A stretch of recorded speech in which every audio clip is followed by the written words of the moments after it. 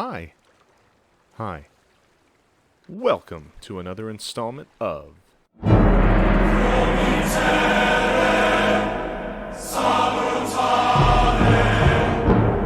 On a normal night, we would pick up a quest, follow the right steps, recover some lost sunken crates, and turn them in for gold and reputation.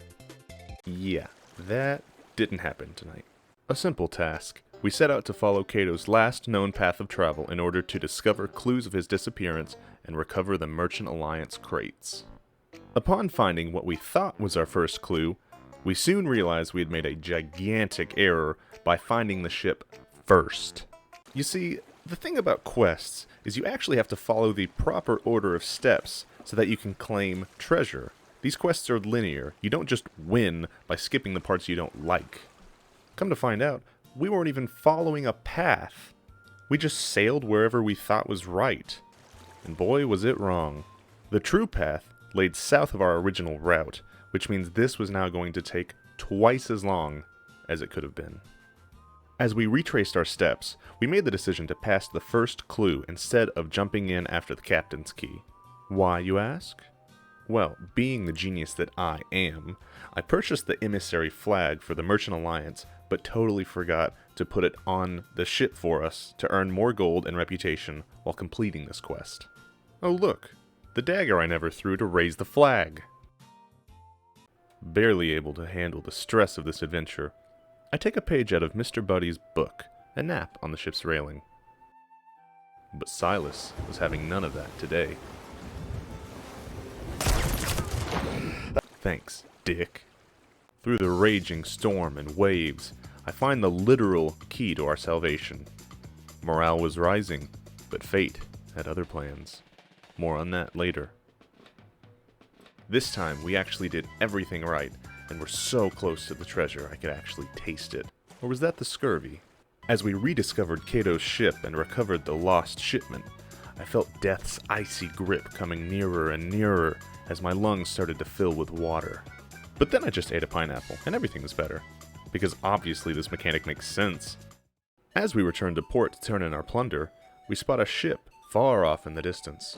A Reaper 5 galleon, primed and ready to sink us, steal our loot, and sell our emissary flag for a hefty chunk of change. Landis and I grab our two most valuable crates and scuttle into port to at least earn something from our adventure, while Silas bolted and tried to outrun the galleon. But the thing about galleons, if you didn't know, is that they're the fastest ships if they sail with the wind. And much like everything else on this day, luck was not on our side. As they catch up and harpoon the back of our ship, they don't realize that they're in the perfect distance to have firebombs thrown at them. We take this opportunity to light their ship ablaze with our firebombs, hoping, praying that this is enough to hinder their attack and give us an opportunity to escape. As the chaos ensues and the galleon falls back to repair their ship, we take this opportunity to load all of our crates into the rowboat so that we could have a chance to turn in all of our loot. Perhaps they won't notice us, we thought. Perhaps they'll chase Silas instead. And right we were. That little slip gave us plenty of time to turn everything in, and we made it back to the ship before anyone wised up to our antics. We make the decision to sail to the next available outpost, so that we could drop our emissary flag and not give those Reapers the satisfaction of selling our last valuable item on board. This left us with two choices.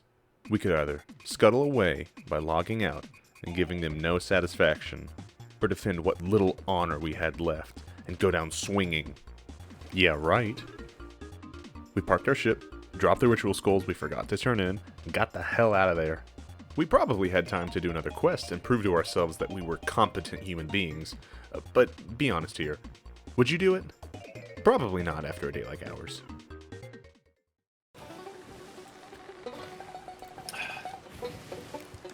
Yep.